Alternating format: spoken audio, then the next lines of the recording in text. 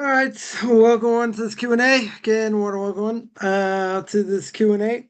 I mentioned, not really a question, but more like I would say a observation that, whatever, I've spoken about before, but come up in different, I would say different contexts, but still a good topic and maybe, maybe a little bit controversial topic in some ways. We'll see. We don't shy away from any controversy. So the question really is, it's really about marriage, and why do I say it's controversial? So we'll see. We'll see in a second. I mean, I shouldn't say too controversial, but in general, way of a Jewish marriage person, a guy probably get married in the Orthodox world, all things being equal, 23, 24, something like that. A girl, let's say by the age of 20, maybe 21, marry.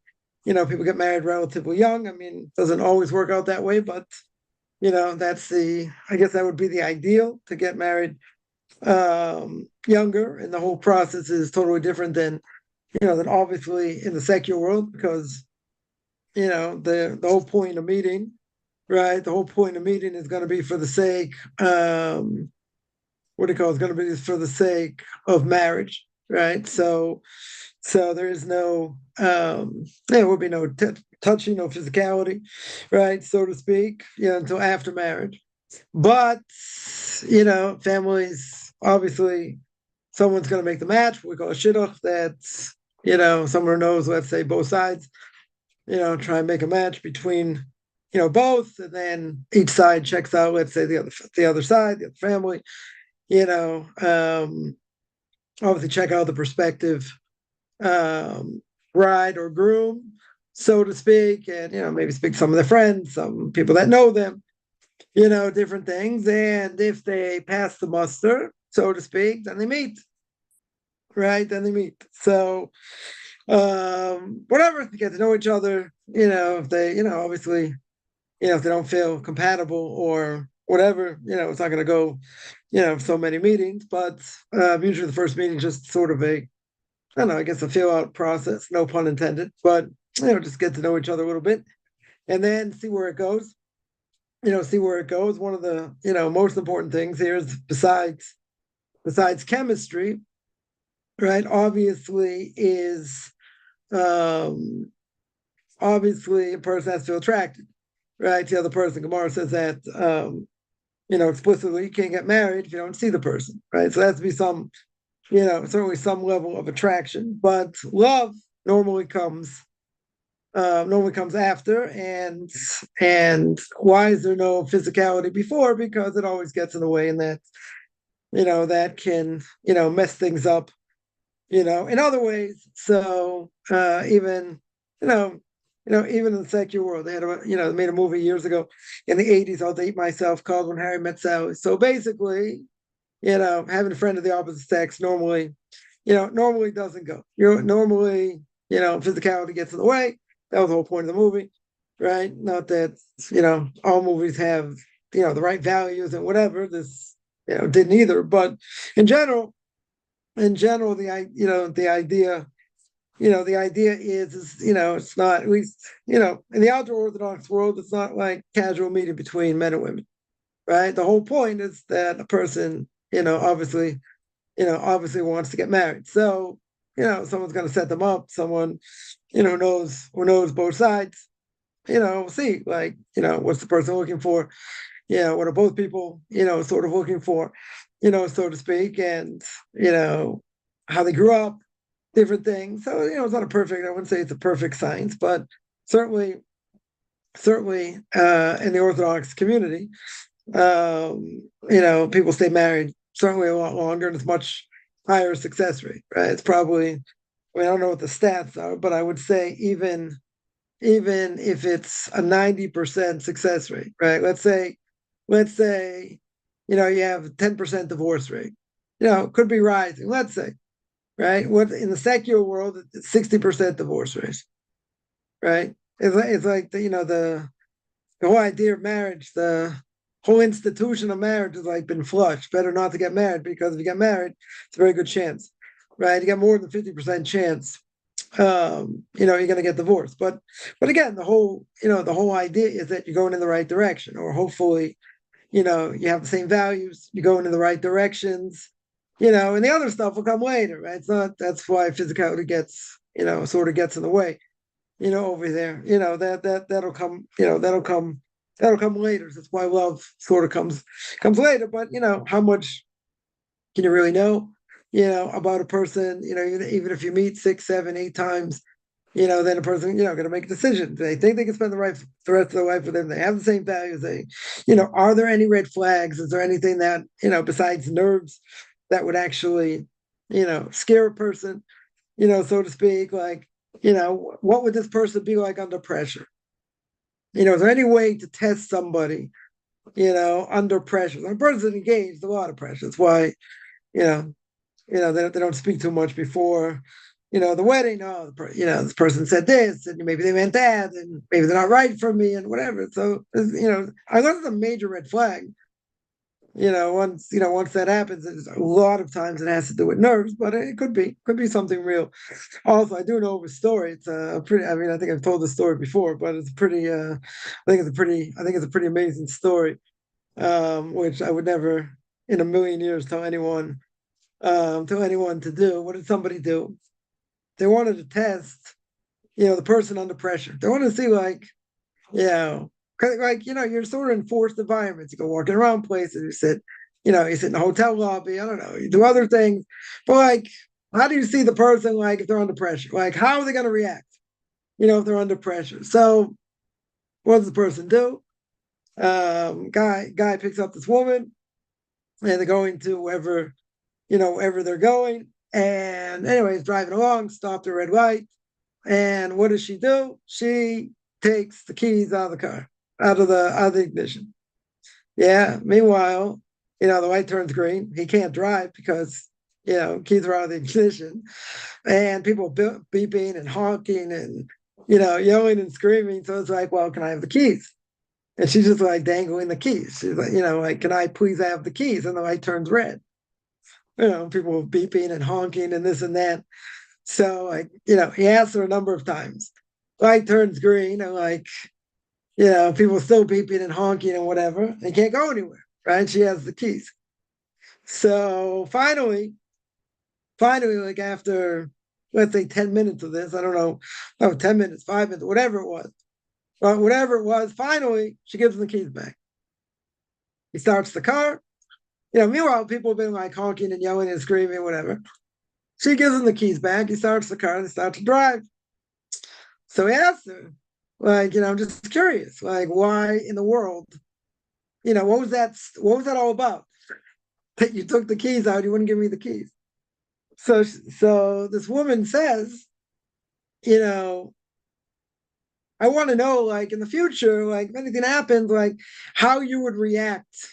How would you react under pressure?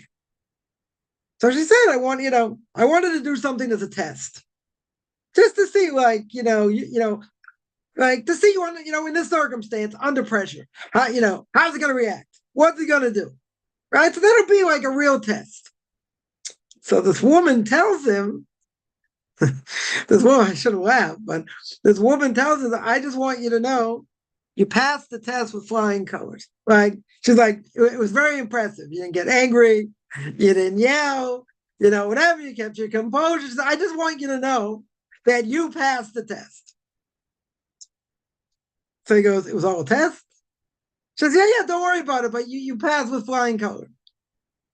So he looked at her and he said, well, that's very nice. He said, I want you to know you failed the test. It's like, you failed the test, and he took her home. Yeah. So in these circumstances, it's not, unless something would come up, obviously everyone's going to be on their best behavior. So, like, a person's not necessarily going to act out or try and control themselves or whatever. But like, seeing someone under pressure, you don't normally see that. You don't see how a person necessarily is going to react, right? So you can ask the $1 million question, and that is, so, person gets married, Let's say something happens. Let's say, I don't know, something traumatic happens. Something, person loses their job. Yeah, a child's got, certain issues or whatever. Yeah. How do you deal with it? How is the person going to deal with it? Now, nobody can know that. Maybe the person themselves maybe thinks they know how they would react, but they don't know. They be under this type of pressure, that type of pressure. It's impossible to know. Impossible to know. Now, sometimes before a person gets married, maybe some of these things come out. Yeah, maybe. But these are obviously some of the questions, that the family is going to ask, like their friends or family, like, do you ever see this person ever get upset? Did you ever see him, ever see her like do this or do that or, whatever, so you try and ask, you have to also hear what the person says, right? Obviously, either these are good family friends or, good friends. So you have to see what they say and what they don't say, right? So whatever. And sometimes, unfortunately, people don't necessarily tell the truth 100%. They may exaggerate or, God forbid, they may withhold information. Now, if you withhold information, there's certain information, let's say, you wouldn't tell straight away. Let's say a person had cancer. Yeah, but they're in remission. That would not be told in the first date. You want to see if it goes anywhere. If it goes, if they like each other, whatever. Okay, probably after the third date, probably the fourth date, maximum, they would have to disclose medical issue. Or let's say they suffered, I don't know, maybe they suffered from depression, but they're under control, or they were bipolar, but they've never had any incidents in 10 years or whatever. Like these things, people, you have to say at some point. Doesn't mean you have to say at the beginning, right? But at some point, you have to say. So I know of a number of cases where, and that's not Lashon Hara, that's certainly for a benefit. I set up somebody, a close friend of mine's son with someone we know, with their daughter, and he has Crohn's disease. Now it's under control, whatever, it's taken care of. And so the other side just wanted to speak to the doctor, just, see what's going on, whatever. They checked it out. They didn't have any issue with it. Everything was fine. And, thank God they're happily married. So, but that has to be disclosed, right? This is a Lashon Hara. That has to be disclosed at some point, right? Not, I wouldn't say in the first date, because then the person gonna say, oh, he's got this, got that. Don't bother. If they're not compatible, they're not compatible. So it doesn't matter to tell them. You don't have to tell them. If it starts to go, they like each other, whatever. Okay, then some point it has to be told. But there are cases where they withhold it. Some people withhold information, and that is detrimental, totally detrimental. Yeah. Or one of the parents is like, what if they had information about, the parents, and like, maybe one of the parents is, maybe a psycho, maybe, but no one wants to say anything. Yeah. Yeah. And if a person would know that and really know, they wouldn't set up their kid with them, because they know that, they know one of the parents has a screw loose. Yeah. So, but who wants to say that? Who wants to be the bad person to say it? But if you don't say it, and then you find out after the fact, and that could certainly, be passed down to their kid in many ways, or whatever, that is a totally disservice. It's a disservice. Now, if you tell it straight out, no one's going to ever marry into that family. You're going to get scared off. True. Right? That's true. So you can't say anything. But that information has to get out. It has to get out at some point. Doesn't have to get out. It's not compatible. You don't have to say anything, right? If it doesn't go, it doesn't go. Okay. But if it starts to go by the third date, probably third, fourth date, you have to say something. And I know a number of cases where something wasn't said and they got messed up. So I couldn't say anything. It's Lashon Hara. What do you mean Lashon Hara? What do you mean, speaking badly against someone? That was someone, whatever, the son got married to somebody, and they said, suffered from depression. It was mild depression. It wasn't really, it's under control. Doctor's taking care of it. It's been an issue, blah, blah, blah. They lied. The person got married, and it was a lot worse. It was 10 times worse than what they told him. So that person got totally messed up. So you got to say, well, don't we say it's Bashert? Then, you say that this is the person they're supposed to marry and this was supposed to happen. Okay, it happened. You can look at what happened with, with Yaakov and Rachel. The Rachel gives her sister the signs. He wasn't supposed to marry Leah. He didn't have Avamid. He didn't think he was going to marry Leah. He was going to marry Rachel. But once he saw that, he was the biggest trickster next to, and he outsmarted Esav, he says, yeah, don't worry about it. Lavan, I'll take care of him also. And he got outsmarted by his potential wife. He got totally outsmarted. Yeah, but once he saw that he did everything in his power, that he was only going to marry Rachel, and it didn't happen, guess what happened over here? So he understood. He understood he was supposed to marry Leah, right? Because that's a whole halachic question, because since he didn't have intention, he had no intention of marrying Leah. Yeah, he only had intention to marry Rachel, right? So obviously you need intention to marry the right person, because when you say that magic formula under the chuppah, right, when you get married, the guy's going to say, Arayat mikudeshli. He's going to say, you are consecrated to me, Kedas, Moshe of Israel, like the laws of Moses and Jewish people, for that person. For that person, not anyone else. If he has intention for someone else, it's a big problem. It has a big problem. It shouldn't work. Even if he gives over the ring, he didn't have intention for this person. So Rabbi asked the question. He asked the question, how can you be married to her? He wakes up in the morning, finds out it's Leah. He had no intention for Leah. According to Allah, he's not married to her. Married the wrong person. Should not be chal. It should not work. Right? That shouldn't have worked. So why did it work? My Rabbi says because he understood afterwards that he did everything in his power to marry Rachel. It didn't happen. So he saw him, Mina Shamayim. He saw from heaven. This is the one he's supposed to marry. He's also supposed to have children through her and build up the Jewish people through her. That's what he saw. Right? So that's the reason, or one of the reasons that he stays married. He stays married to her. Now, that wasn't really the topic. That was just a little bit of introduction. Now, what's the main? What was the main thing? So I've gotten this question a number of times, different, in different forms, but it's pretty much the same question. It's pretty much the same question, and that is,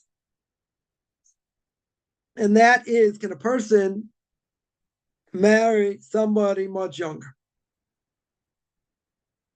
Much younger. So it depends how much younger.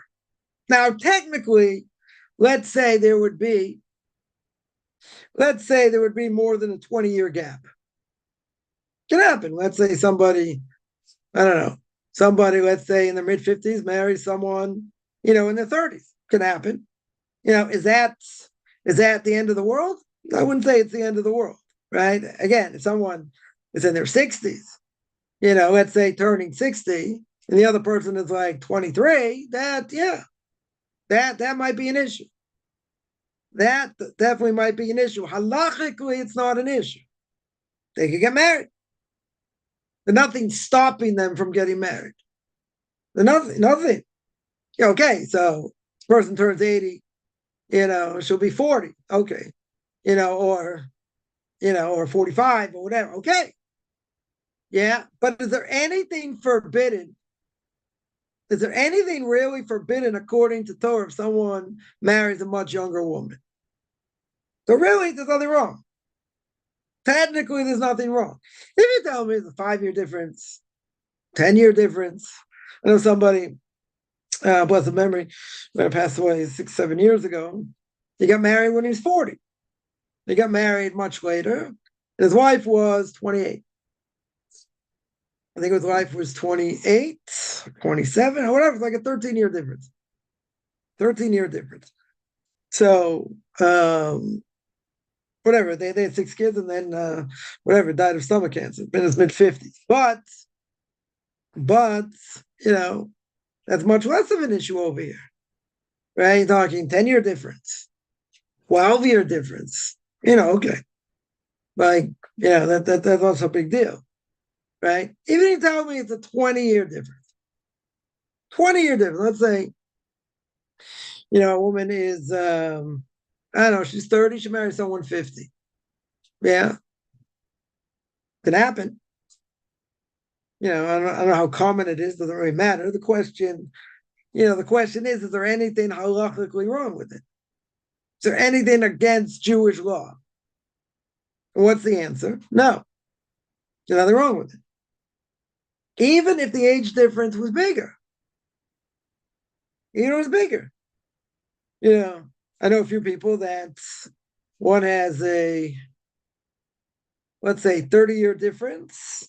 One has almost a 40-year difference. Now, I was asked this question before by a number of people, and I gave the same answer that other rabbis that were asked, said the same thing. There's nothing wrong with it. Halachically, there's nothing wrong with it. Now, someone could ask, is that something that should be done? Now, and that's a different issue. So for a much younger woman, it's her decision. But she knows she's gonna, take care of her spouse's old age, and she's gonna be much younger. They understand. They have to understand, obviously, that issue. So if they agree anyway, and they don't, and they don't care, right? So there shouldn't be an issue. It shouldn't be an issue. It looks bad. Definitely doesn't look good, but by any stretch. And people may say, it's like, lack of a better term, it's weird, right? Someone marries someone that much older. Okay, yeah, it doesn't look the best, but there's nothing wrong with it, right? Really, really, technically, there's nothing, nothing wrong with it. Even if, let's say, you have the opposite, which is probably not going to happen. But I mean, within reason, you have a woman that's older. Can a person marry an older woman? Also not a problem, right? Is someone going to marry a woman 30 years older? No, probably not, right? That I would say not. But if she's older, what's the difference? 5 years older, 10 years older, right? Someone I spoke to a while ago. I always ask like how people find me and what, just my demographics, how old they are. Yeah, this was a case where I think this was a case. I think the wife was like significantly older, like 10 years older, or close to 10 years older.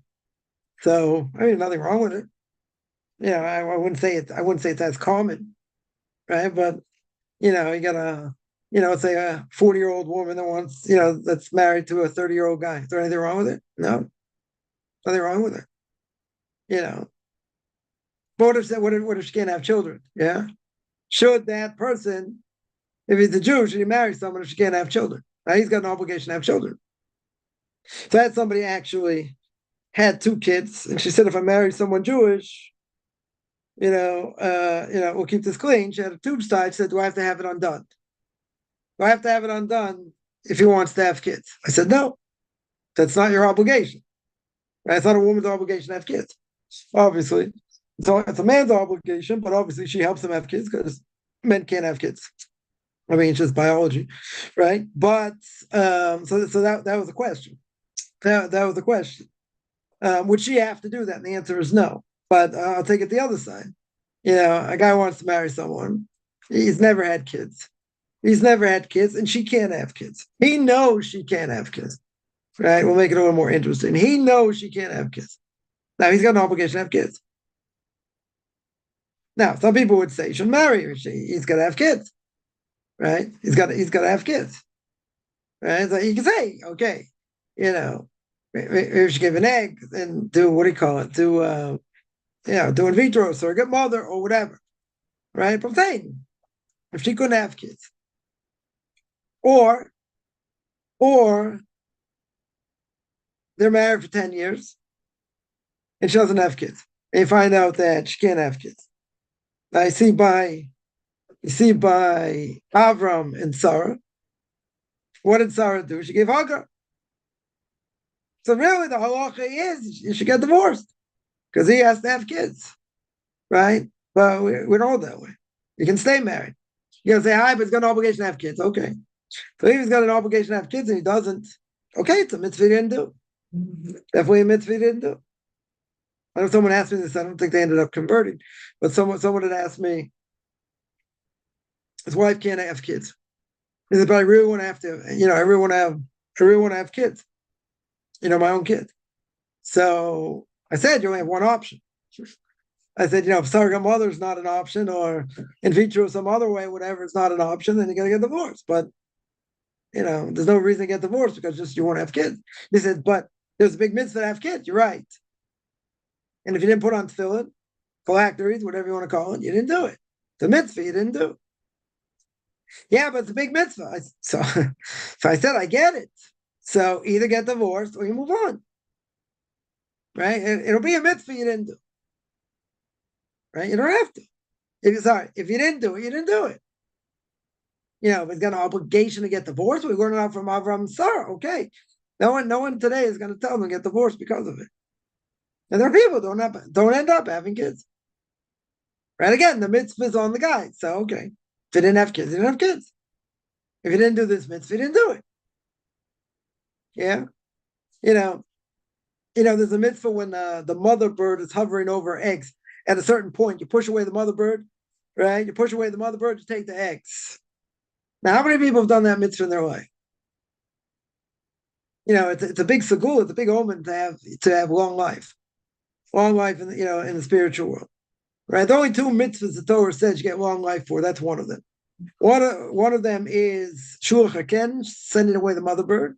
The other mitzvah is honoring parents.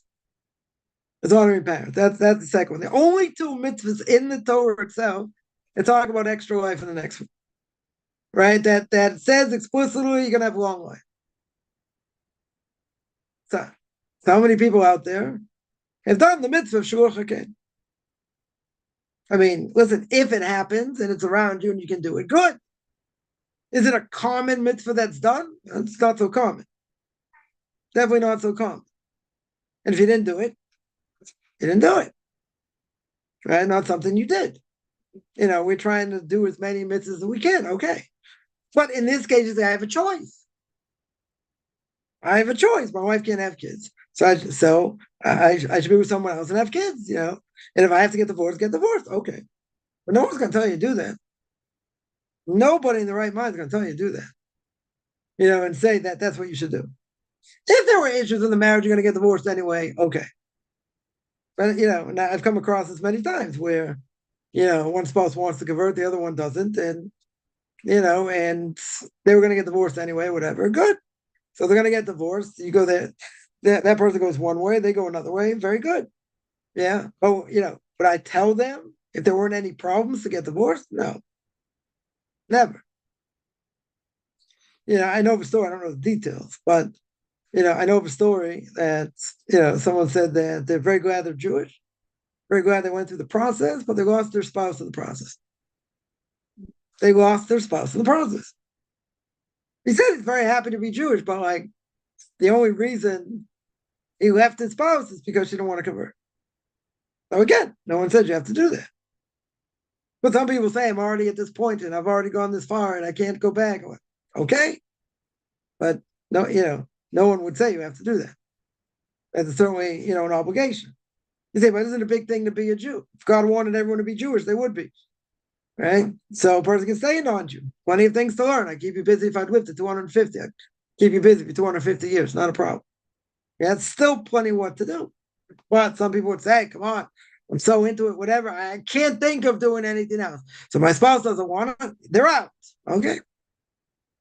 Yeah, but if that's the only reason, I wouldn't tell someone to do it. I think it's irresponsible to do that. If there's nothing, I understand the passion. I definitely get the passion. Why someone would want it, and just try and fulfill it the best way they can. Okay, the spouse comes along, they come along. Those have been married for so many years, and they're relatively happily married. And I don't think it's what God wants. Doesn't matter what they say. Oh, but what if I would really know? This is my calling, whatever. I'm gonna get punished if I don't convert. Right? It's brought down. If a person delayed converting when they could have converted. Good. But over here, It wasn't a question of delay. Spouse didn't want to convert. They're not going to get punished for that. God's going to say, come on, it was better. It was better you left your spouse in order to become a Jew? I don't think so. If there were issues, again, if there were issues, concrete issues that a person would have got divorced, okay, that I can hear. That I can. I know a number of cases like this, so that I could hear. Yeah, I know of another case. Just throw this out there before I take other questions. There was I know somebody that they downscaled. They moved within walking distance of an Orthodox synagogue, and and one of the spouses says, the kids are in Jewish school even before conversion. Which doesn't always happen. They're in a Jewish school. Very good. Yeah, what happened over here? One of the spouses says something happened. Something happened. They said, I can't do it. I can't go through with it.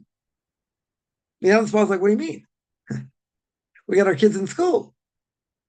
We've downscaled. We moved within walking distance of an Orthodox synagogue. But the person couldn't pull the trigger on it. Something happened. They got spooked, whatever it was. And they said, I can't go through with it. So the other spouse says, well, what are we supposed to do now? You don't want to go through with it. Kids are already in school. This is the path we're going on. So they had to get divorced. But that wasn't in the cards. That never should have been in the cards. But why did it happen? Oh, good question. Excellent question. Why did it happen? Can't answer. Right? Religion, quote unquote, is not supposed to break people up. True. Yeah, in this case, the person felt they had no other choice because they'd already gone down this path for so long. And now they're like close to the end. And then the other spouse pulls out. It's tragic. There's nothing to say. It's tragic. It's just tragic. So it doesn't have to come to that. That's the point. It does not have to get to that point. But there's some things you don't foresee. But in some cases, it can be unbearable. Well, someone has this desire to convert, the other one doesn't, and then there's a conflict now. They want to raise their kids as Christian, and the other spouse doesn't. That's a problem. That is definitely a problem. So, again, is that going to cause divorce? That might. That definitely might if it can't be resolved. I know someone that, didn't want to divorce his wife and he wanted to convert, or, we stay in Ohio, and his wife was a Bible thumper, families were Bible thumpers. Anyway, this person got ridiculed left and right. Yeah, he's got 5 or 6 kids, whatever it is. You don't want to get divorced. But it was unbearable to live in that situation. Unbearable. But you can imagine. No one wants to be, belittled by their spouse and whatever. So, but what happens? What happens? The spouse finally, came around. Finally came around. But, the person went through hell in a certain way. So if it's okay, we can agree to disagree. It doesn't really affect other things. Okay. A non-Jew can be married to a Christian, or a Buddhist, not your problem, so to speak. The only question is, there will be conflict there. But even if you can agree to disagree, you go your way, I go my way in this case, okay. But the question is going to be if you have kids. And if you have kids who want to go in that direction and you want to go in another direction, that's more of a problem. Now, it doesn't mean the kids have to convert, right? That doesn't mean that, right? But, let's say one spouse has to watch the other spouse and their kids be Buddhists or Christians or, whatever, right? So, okay, they don't have an obligation to convert. They don't have an obligation to convert. And really, they don't have an obligation to try and draw them close to their mitzvahs, to know Eid laws. I mentioned this many times. It's no mitzvah for a Jew or a non-Jew to draw a non-Jew close to their mitzvahs. I either know Eid laws. There's no mitzvah to do it. No obligation. There's no obligation. Someone wants to try and do, okay, but no obligation. Certainly no obligation. But if it's going on in your own house and you see it, it's kind of hard to see. It doesn't mean you can't stay married to them. But yeah, there'll be conflict. There definitely, will be conflict. So it depends. It would depend on the dynamics. It depends, how strong the other spouse is in that religion and what they're going to do with their kids. Yeah, it gets complicated. It gets messy. It can get messy, right? But if there's some level of respect on both sides, not saying it would be hard for a person to see, but it doesn't mean you have to get divorced. But, it definitely, does not mean that's going to happen. Now, in these type of cases, how many people end up getting divorced? I don't know. It's a good question. I don't know the stats. I don't know the stats on that. It depends. It would have to depend on the marriage itself. And it depends on the extent that they're attached to this religion, so to speak. If they're more attached, they become more dogmatic, it becomes harder. It becomes harder. But if there's some level of mutual respect and you can agree to disagree, then a person just has to sort of swallow it and and bite the bullet. They don't want to see their kids growing up as a Buddhist, a Christian, or some sort of pagan. Okay. But the bigger scheme of things, not much you can do. You can try and educate them. Yeah, you can try and show them what you're doing, different things. Okay. Right? But that's about all you can do. And a lot of times people people come to this later, and they have kids and their kids don't want any part of it. I know somebody I don't know exactly what happened in the end, but I know that they became Orthodox Jews later in life. And at that time, they had teenage girls. They didn't want any part of it. They're very respectful, this and that, but they didn't want any part of it. So that's, that's hard. That's hard to see, in your own house. But, you got to be open. You got to be, you can't come down on them so, hard. You have to, try and draw them close at some point. At some level. But if they don't want to drink, the Kool-Aid, not much you can do.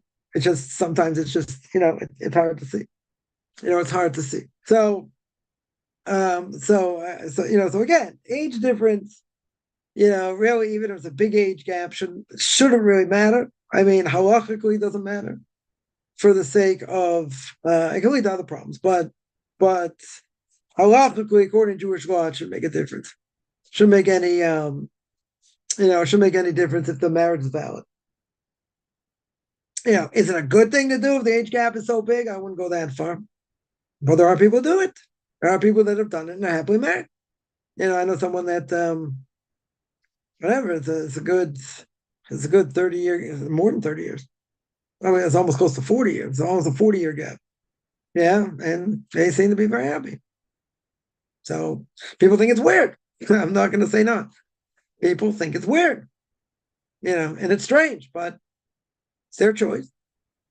It's their choice. They're happy with the choice. So there's nothing wrong with it. Halachically, there's nothing wrong with it. It just, as all the rabbis that these people spoke to, including myself, all said the same thing. There's nothing wrong with it. Looks bad. Looks weird. Yeah, but something, technically it's really nothing. There's really nothing wrong with it. Yeah, somebody asks, all right, let's see. Can Andrew be allowed to wear tefillin? No.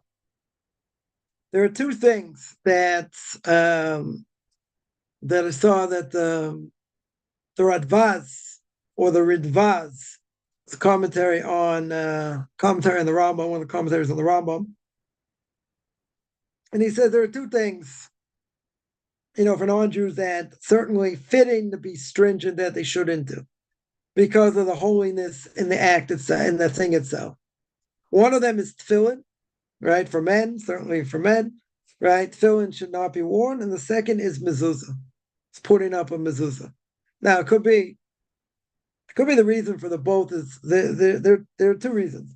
Potentially two reasons. One is, first of all, tefillin is a sign between God and the Jewish people. As the prophet says, there are three signs between God and the Jewish people. One of them is Shabbos. One of them, the God says, a sign between me and you, i.e. the Jewish people. One of them is Shabbos, one of them is circumcision, and one of them, as the prophet says, is tefillin. phylacteries, whatever you want to call it.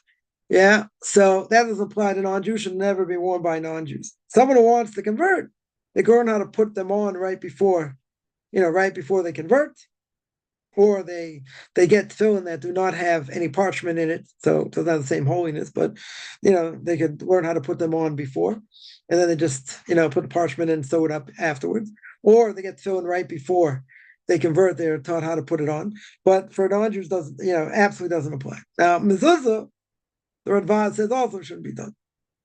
Also shouldn't be done. Because again, the parchment and the mezuzah all about coming out of Egypt and other things, and it doesn't really apply to them. But you got two things that are, that he says that are intrinsically holy for the sake of the Jewish people. Right. One of them, again, he says is tefillin, but tefillin's another reason also because it's a sign between God and the Jewish people. And the other is mezuzah.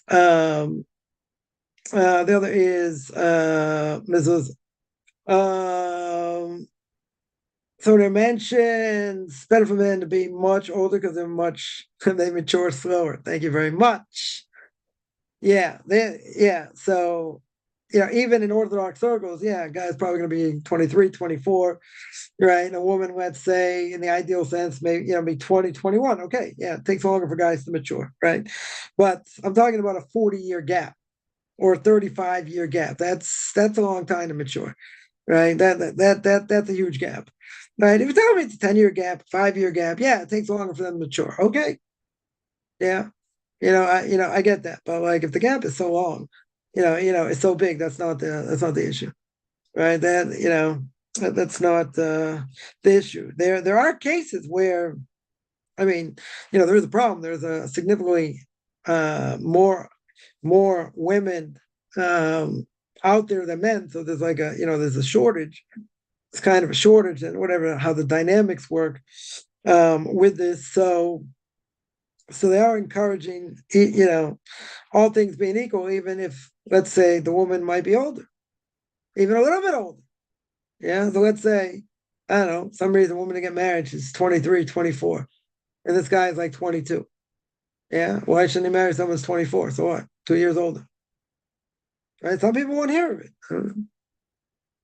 Some people may not hear of it, but if there's, even if there is 4-year difference, 5-year difference, you can say, why would a younger person marry someone, over the hill at 27, or 28? I mean, not saying over the hill, like in our circles, maybe, but but in general, it's not. I wouldn't say it's necessarily so common, but there's nothing wrong. There's certainly nothing wrong with it. And if that's someone who they meet that might meet their criteria, why shouldn't they meet them? Like if you tell me someone's like, had a disease, they're over it, they're not over it, this, that. Someone doesn't necessarily want to get married to someone like that. Right? That I could hear because you don't know what's going to be. Medical issues. There's no issues here. So why is she a little bit older? No. A few more, few more years older. All right. But she's going to have kids till like her early 40s. Okay. So she got less of a gap to have children. Okay. Yeah. And that's not a big deal. If you tell me someone is significantly, is let's say, younger, or they're the same age, doesn't matter. But they both got married late. Both got married late. Yeah, so let's say they're late 30s, early 40s. Let's say early 40s, even better. Both of them in their early 40s. Now, what are the chances of a woman getting pregnant in early 40s? Could happen. Definitely, it definitely happens out of the realm of reality.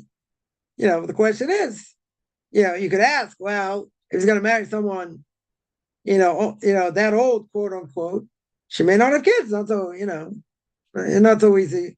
Not so easy, the older you get. Also, so taking a risk. I'm not saying you can't do it. I'm saying there's more risk that you might not have kids.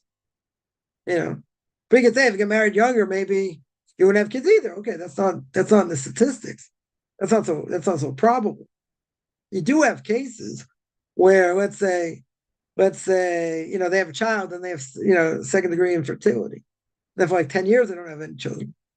Can have that also. I mean, I would say it's not so common, right? I don't think it's so common. It can happen. It can sure happen. There's no guarantee. There's no guarantee. In this generation, you're lucky if people do get married, and if they do get married, you're lucky even if they have kids. You don't have kids. I know, definitely know someone got messed up by the system. Went to see the world, did this, convinced, I should settle down, have kids, this, that, don't have a family, and it's too late. And they got messed up by the system. Yeah, they had all kinds of issues. They will never naturally have a child. That's all they want is naturally have a child. It's not going to happen. According to biology, it's not going to happen. Yeah, I think they've come to terms with it, but it's painful for them. It's very painful. What does a woman want to do? Have a child. Every woman wants a child. I met, in the last 30 years, I mean, speak to a lot of different people. Yeah. Most women out there, they want to have a child. It's natural. They want to have a child, not sexist, whatever. That's natural. I had somebody, they were probably in their mid-50s at that time. They said, "Is it bad? I never want to have kids." So there's a command for non-Jews to have kids, populate the world. Not like we do, so they can, they can take a break in between, many years in between. It's not an issue for them. Well, they have to have kids to, populate the world. You don't populate the world, you don't have a next generation. That's going to be bad, right? Everyone will agree. Everyone will agree that it's going to be bad. But this person said, "I didn't want to have kids." Was that a bad thing?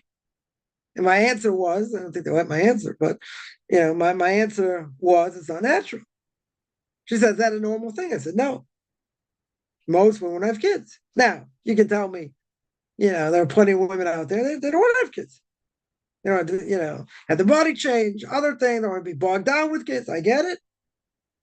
You know, you know, I, I've heard it, whatever. But, if you would ask, is that the norm? It's not the norm. Definitely not the norm. I mean, a guy wants to have succession, next generation. He doesn't want to have, a next generation. But for a woman, that's not normal. It's just, according to the way biology is set up, that's just not normal. I'm not saying you have to have 10 kids or 8 kids. A person even has a couple kids, right? A woman normally wants to have a child.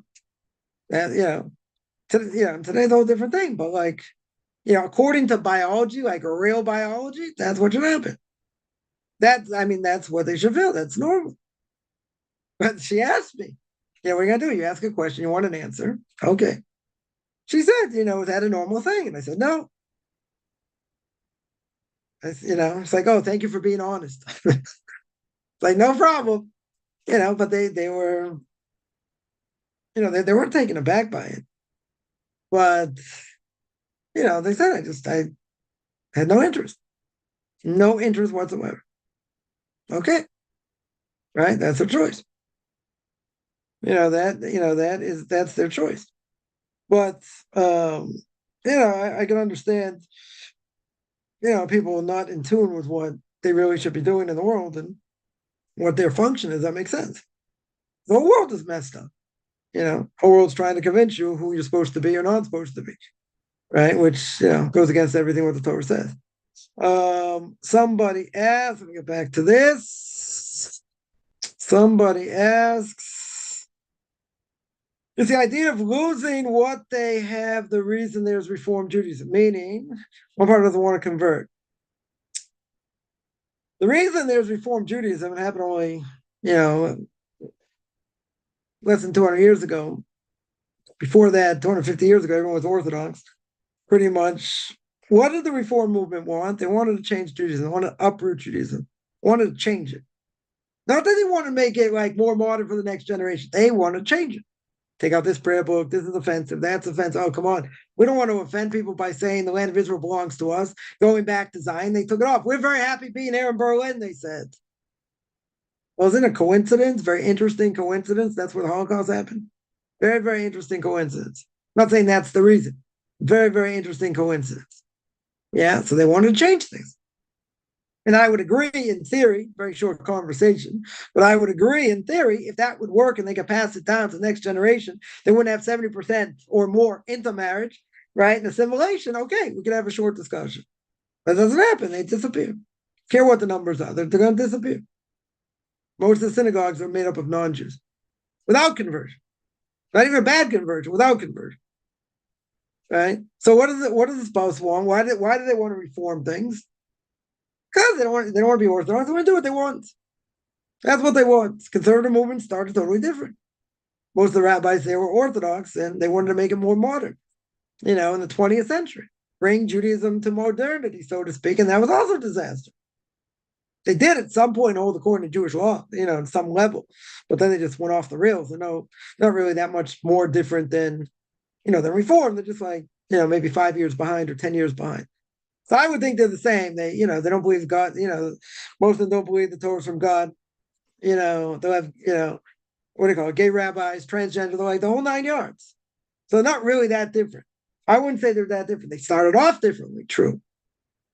Right? I had this argument with my Rabbi a number of times. But he said once the person decides they want to be Reformed Jew, doesn't matter what they know or what they don't know, they're out because their whole goal is to uproot Torah. That's their whole goal. Doesn't matter, their kids, grandkids, they don't know nothing from nothing. Potato farmer in Idaho, no offense, anyone's a potato farmer in Idaho, grew up knowing zero. Yeah, so it's not their fault, okay, but, unless they repent, they're out. They lose their status of being Jews because their whole goal is to uproot Torah, but they don't know anything, okay. Yeah, so I said the conservative movement's not different. It's the same thing, right? You get the same thing going on. He said, but they started different, right? They started differently. So once you're part of that group already, it's very different. The conservative movement didn't start out that way. They're not that much different either way, but they didn't start out that way. So in this case, the question is that, they choose not to convert or do anything, right? Or don't want to lose your spouse. But why? Because they don't have anything to do with it. They want to stay a Christian, they want to be a pagan, they think it's too stringent, right? I had someone tell me, yeah, I'm going to go through a conservative conversion or reform conversion because the Orthodox make it way too hard. So my question was, I could be obnoxious a little bit. So I asked them, okay, so what should we take out? What laws should we take out? Shabbos? Kashrus? Blessing? Like, what should we take out to make it easier? Right? What's the first thing I'm going to say? Family purity laws. Get rid of that. Okay. Yeah, we'll get rid of that. Guys will be happy with that. Yeah, get rid of that. Beautiful. All right, what are you going to get rid of? We're not looking for people to join. You want to join? You got to fit the criteria. Does that have to be impossible? No, but so I always say, you go to medical school the first year, they weed out 30%. Next year, 15%. If you made it by the second year, you're probably going to stick. So it's also the same thing. The weeding out process, you want to be the real deal, you got to pay. You got to pay a serious price. There's a lot to do. You want to join? Okay. See, you join any other religion, it's very easy. Very, very easy. Judaism, not easy. And it shouldn't be easy. You want to be the cream of the crop, you got to work. That's hard work. You can lose a lot in the process. A lot. Family, friends. You lose a lot. Okay. Question is it worth it? So I can't answer that. See, I was born a Jew. I have no choice. Right? So I would say, yeah, it's probably worth it, but you pay a price. You definitely pay a price. So, we're not interested in watering it down. Why should we water it down? Right? And even if we did, you're going to have to convince me it works. And watering down doesn't work. It just doesn't work. Statistically, it doesn't work. So, I want to see that you can pass it down to the next generation. Somebody asked, Thanksgiving and December 25th is coming up. Yes, it is. It's okay for convert and the spouse join the convert's family on those holidays from family traditional standpoint. Thanksgiving, yes. Except if you hold like Victor Miller holds Thanksgiving's idolatry. You can say it's going in the ways of non-Jews also. It's all about turkey and football, not necessarily in that order. But if you have to get together with family, that's the best time. Thanksgiving is the best time Because not everybody holds. Everyone disagrees. Most rabbinic authorities disagree with Victor Miller. No offense to Victor Miller. They don't hold it's idolatry, right? It never started out really as idolatry, right? So he held it did. Okay. Yeah, it's the safest holiday to get together, right? You know, if there's great Shabbos, no, or a festival, best time to get together if you can get along with family. December 25th is a different problem. Or even after December 25th, and specifically for that, even if they're not so religious, that's the problem. That's much more of a problem. Because you're getting together on that time, that auspicious time. Now, the issue this year is very interesting. Hanukkah comes up on that during that time, right? During December 25th. You say, well, we'll make both. We'll make it Hanukkah and December 25th. We'll celebrate both. You can light candles. It's the whole thing, though. It's what the whole thing represents itself. So Thanksgiving, much less of an issue. If you get along with family and whatever, good. So then you should get together. It's not the end of the world. I wouldn't say it's the end of the world. To do it. Some would say it's like going in the ways of the non-Jews. The Jewish schools in the States, for sure, they have school. They have school with regular day. Someone told me that's sacrilegious. I said, why is it sacrilegious? Yeah, we have Thanksgiving every day. Why is it sacrilegious? There's no meaning for us. Right? And nothing to do with being pagan or, religious holiday. It's not a religious holiday. So why should it be done? Why should it be celebrated? Again, even let's say someone grew up as a secular Jew, became an Orthodox Jew. Let's say that's the only time to get together with family. You could. I mean, if kids have school, got an excuse, take my kids out of school, whatever. But let's say, that's the best time. Because you can't get together on Shabbos, can't get together on festivals. Right? So this is much, much less of an issue. You could say, even if it's not a pagan holiday, you could say that it is going in the ways of the non-Jews. Celebrating something the non-Jews do. Right? We're not allowed to go in the ways of the non-Jews. So you can say, based on that, even if it's not pagan, you shouldn't do it. But this gets a little complicated because, as I always say, family, can't be an albatross. And, people want to see you, and that's how you get together, and it's a family thing. Yeah, then it's the lesser of two evils. You can tell me, come on, it's going in the way of the non-Jews. But I would say, for shalom bayis, for the sake of family harmony, then it's definitely less of many evils. But December 25th is a bigger problem. It's a bigger problem. Even if they're not religious, even if it's just like, get together for holidays, whatever, doesn't matter, right? That shouldn't be done. That shouldn't be done. Somebody says, I heard that the Beis Din of Jerusalem said Jews all around the world move to Israel. Yeah, why are they telling them to move to Israel?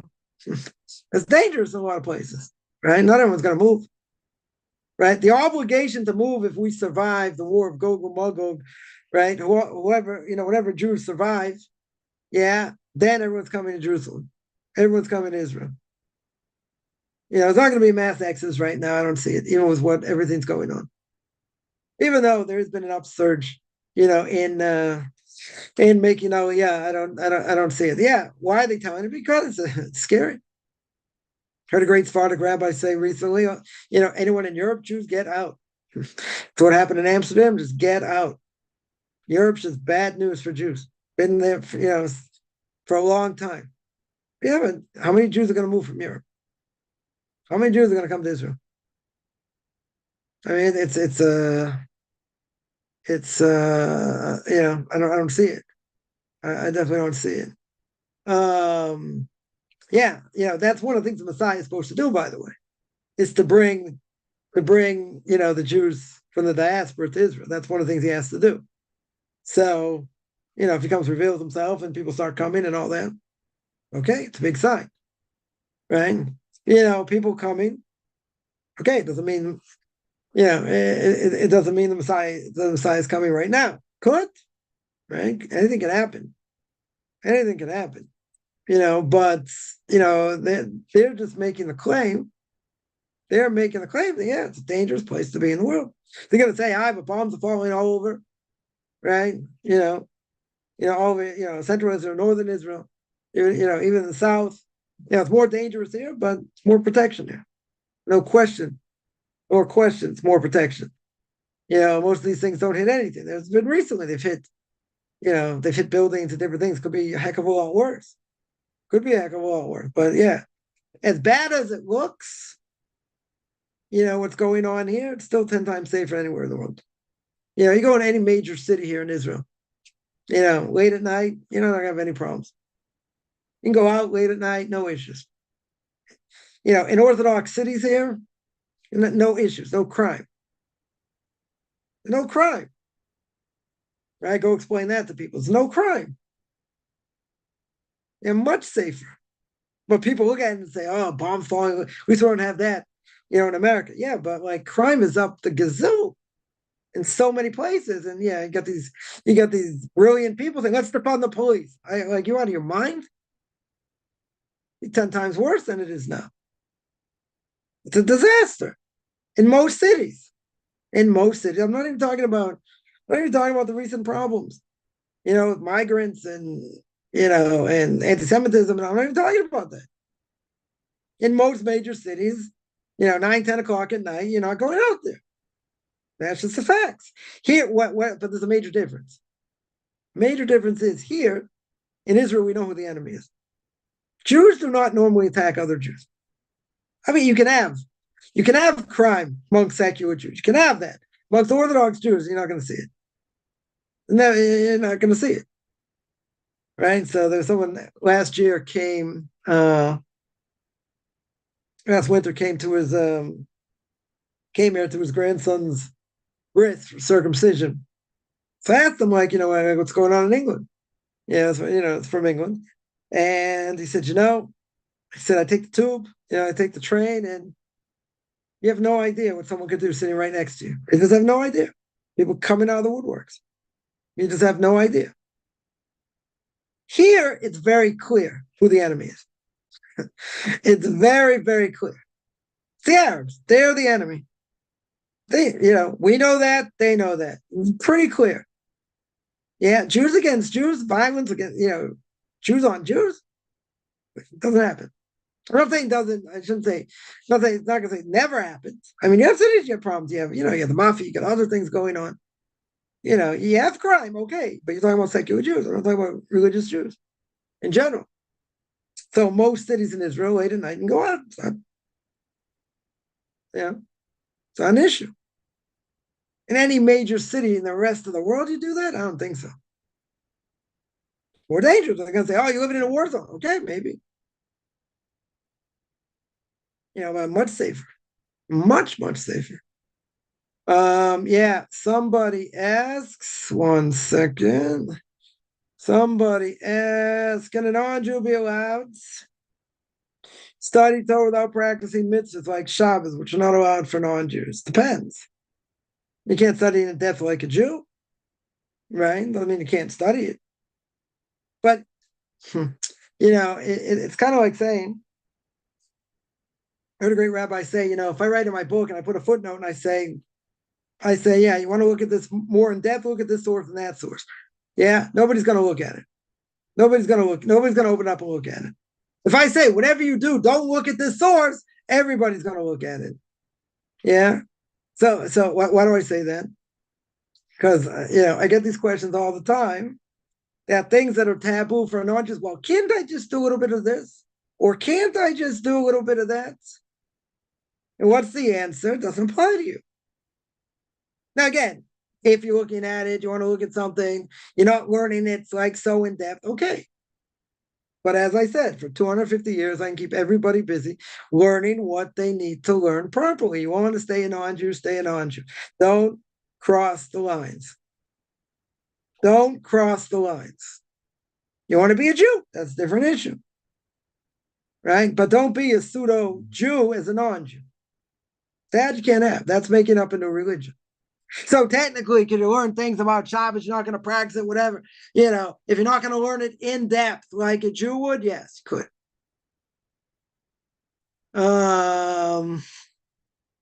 Someone else said they want to marry a younger man. Okay. Um, Someone says, Rambam says, book Malachim. Yeah. Converts very fortunate to join Jewish people because all the other nations will perish. Israel will stay on top. What that means is we're not, the fact that non-Jews want to convert now, we're not on the top of totem pole. Not at all. We're not looking at like during Second Temple time and First Temple time and all that. Right? Jews have been gassed and we've been made fun of and there have been pogroms. We see what's going on, around the world. Around the world.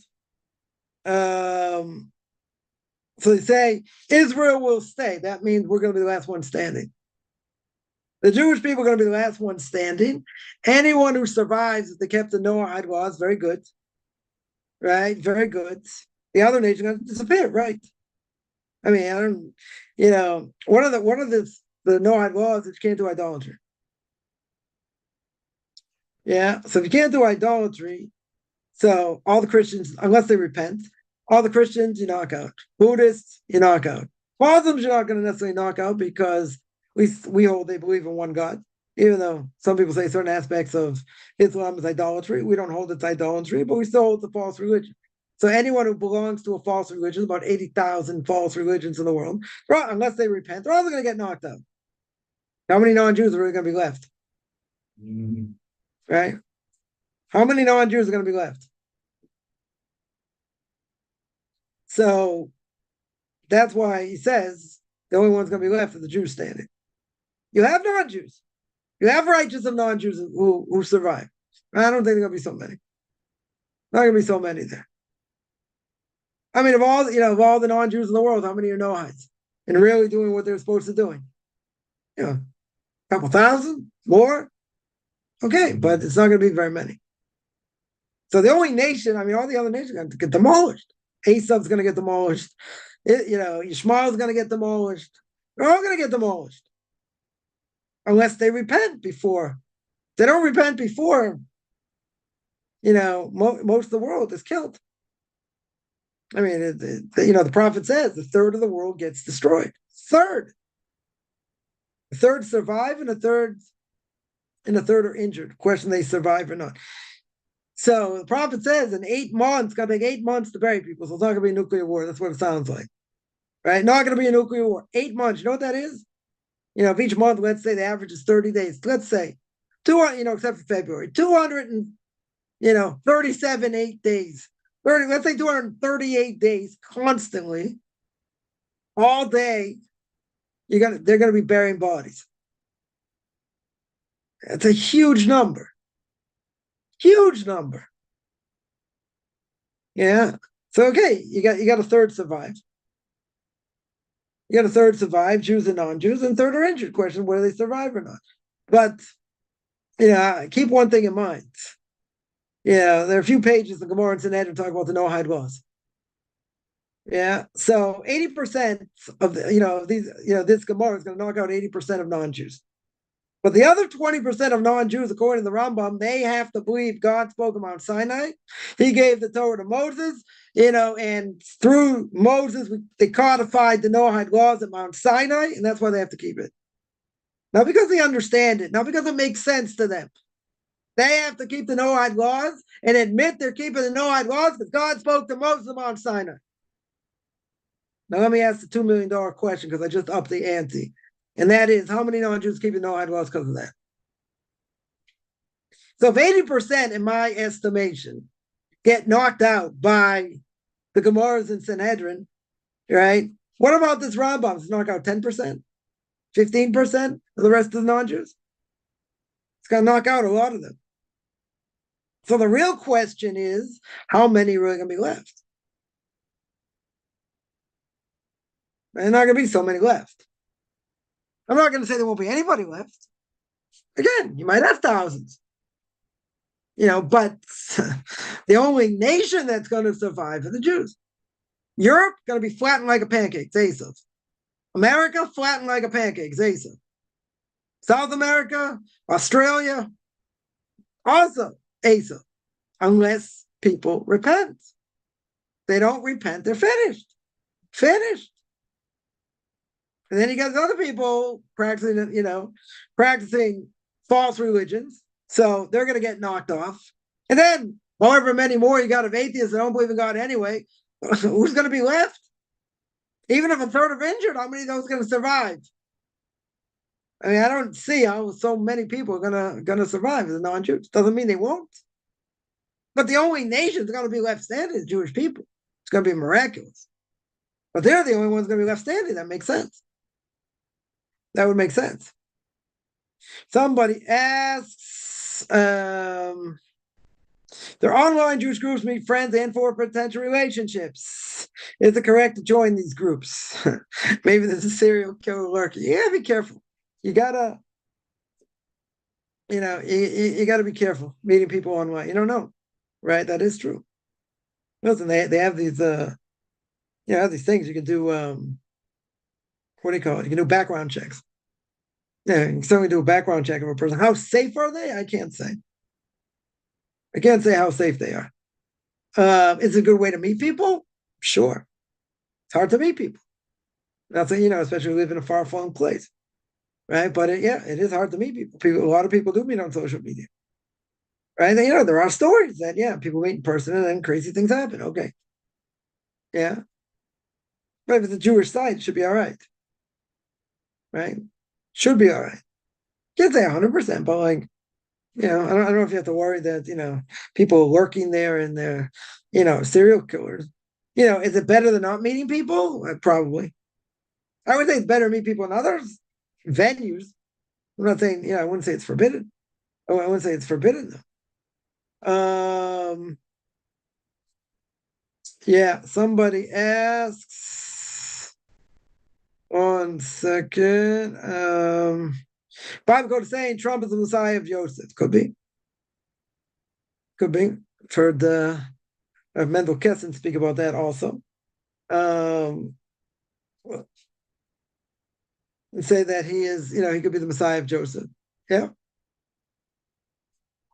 He could say the good side of Joseph, he says. Because look what he wants to do.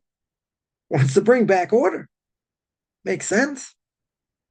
And people might think he's a maniac or whatever, but how in the world do you let all these migrants in? You got people living on the streets and vets that don't have money, and they're giving them debit cards. I was telling someone the other day, I got to be part of that. Maybe I'll just I don't know, make up all these lies and I can get debit cards and say, I'm also. It's crazy. The whole thing is crazy. And it's not like they're letting in the cream of the crop of these people. And that they're going to be the next Rhodes Scholars and whatever. They're criminals, a lot of them. It's insanity. Absolute insanity. So he wants to clean up the place and see if he stays alive. See if see if Trump stays alive here. But he wants to clean up the whole place. Yeah, that's the good side of Asa. That that's as Rav Kessin says, that's the good side of Asa. And he's not gonna have an easy time. They're gonna fight him tooth and nail. And you got governors of state saying, if he wants to deport people, we're gonna fight him. It's in their best interest to get rid of these people. They want to come legally, good. But you got to vet them. You can't just let everybody in. Can't let common criminals in. Create havoc. Not to mention they do end up taking up jobs or whatever, but they're a tremendous drain to the system. Huge drain to the system. Look what they're doing. Look what they're doing. And this is wherever they go. Canada's got that problem. Places in Europe have this problem. A lot of places have this problem. So it's a tremendous drain on the system. So give power to them. Let them clean the place up. It's a disaster. It's an absolute disaster. They want to tell me they want to come. They want to work hard. They're going to get jobs. They're going to, whatever.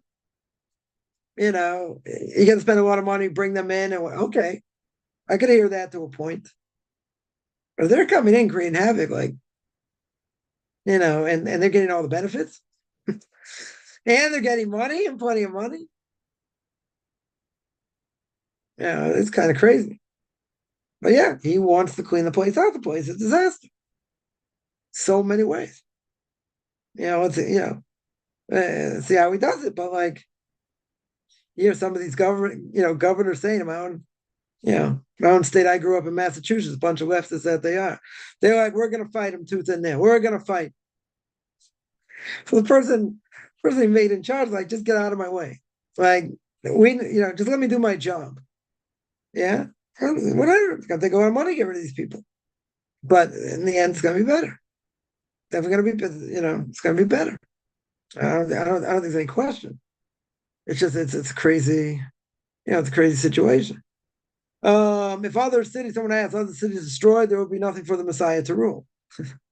Whoever's left, even if all these people get destroyed, they're going to be people that survive. It's not going to be, a totally empty place. Again, I would say, how many people are going to survive? I don't know, so many. Yeah, but guess what? You'll have who to rule over. I don't think that's gonna, I don't think it's gonna be an issue. I think it's gonna take a while to clean the place up, before the world gets destroyed after 6,000 years. But like, it sounds like it's just gonna be a huge mess, humongous mess. That's what it sounds like. Yeah. Let me see any questions. Um, 1 second.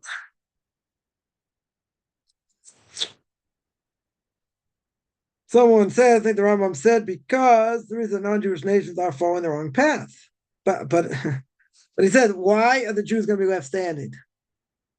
Right? Why is there going to be no one left standing? Because they're going to get demolished. That's why. You're right. Why are they going to get demolished? Because they're not keeping what they're supposed to be keeping. So that's it. They get demolished. They don't keep universal laws. People can't say, oh, it's not fair. These laws are universal. Don't kill, don't steal. These are universal laws. Can't say I didn't know. What do you didn't know? You didn't know, killing grandpa was bad? That's murder? It's like, no, that's different. Come on, that's mercy. We're having mercy. No, that's murder. Or stealing from Uncle Sam when you're obligated to give him money. No, he takes too much anyway. Say if it's a legal loophole, good. Then it works. It's legal. And if it's not legal, stealing. 100% stealing. No, you don't understand. No, it's not a question of not understanding. It's stealing. Not allowed to do it. Don't give me excuses. You're not allowed to do it. Right? They're not keeping what they're supposed to be keeping. Right? Why is it, a lot of messianics and will say, come on, if a Jew's ox scores a non-Jew's ox, he's not liable. But if a non-Jew's ox scores your ox, you're liable. Yeah, why? Because it's not fair, it's discrimination. You know what the answer the Gemara gives? One answer? Because they didn't keep the Noahide laws. Since they didn't keep the Noahide laws, it's like their money, the rabbis say, is ownerless. So therefore, I'm not saying they did it on purpose, but if they did it, they don't have to pay. Because non-Jews didn't keep what they were supposed to. And again, it's not things they don't know. Because God's not going to nail them for things they don't know.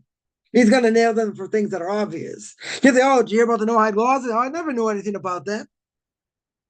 So God starts listing, universal laws. You didn't know this? You didn't know that? He's going to nail them. For sure he's going to nail them. Yeah, I can't say I didn't know. It's not going to be Webster's fifth definition. God's not looking just to wipe out non-Jews. Yeah. But these things are universal. How can you say you didn't know? Yeah, let me see other. Is God like elitism? No. That was easy. Why not? What's the obvious reason? What's the obvious reason? Because even if we're chosen, God chose us, we chose him. We don't have a chip on our shoulders thinking we're better. We have more mitzvahs. We have more obligations. Okay. I mean, we're better. We're the chosen people. So yeah, there are Jews that are elitist Could be Orthodox Jews think they're better than non-Jews, but the only thing that makes us different is we have more mitzvahs. So, but if they act in an elitist way, that's wrong. It's being pompous. It's being conceited. No room for being conceited. A person's conceited. The ways of the righteous, the Orchos Tzadikim says that's the base of all bad character traits. So you got secular Jews that are conceited. Some. Maybe some of them are. Okay. They're elitists. That's wrong. It's forbidden.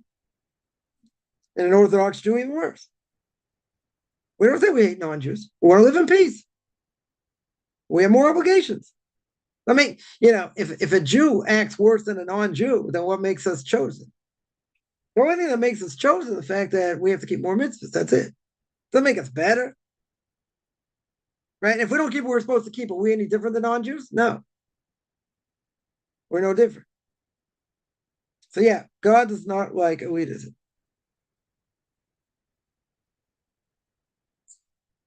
All right, I'm going to stop here. I do this every Tuesday and Thursday, 10 o'clock Eastern Time, 5 o'clock Israel time. Anyone has any questions, feel free. Find me on Facebook at Michael Chaim Kaufman, Beyond Orthodox Conversion Judaism, orthodoxconversion.com, or Beyond Orthodox Conversion Judaism on YouTube. There I got videos on Q&As, Ethics of Our Fathers, Book of Leviticus. You want to send me an email, rabbichaimkaufman@gmail.com, RBBICHAIMCOFFMAN@gmail.com.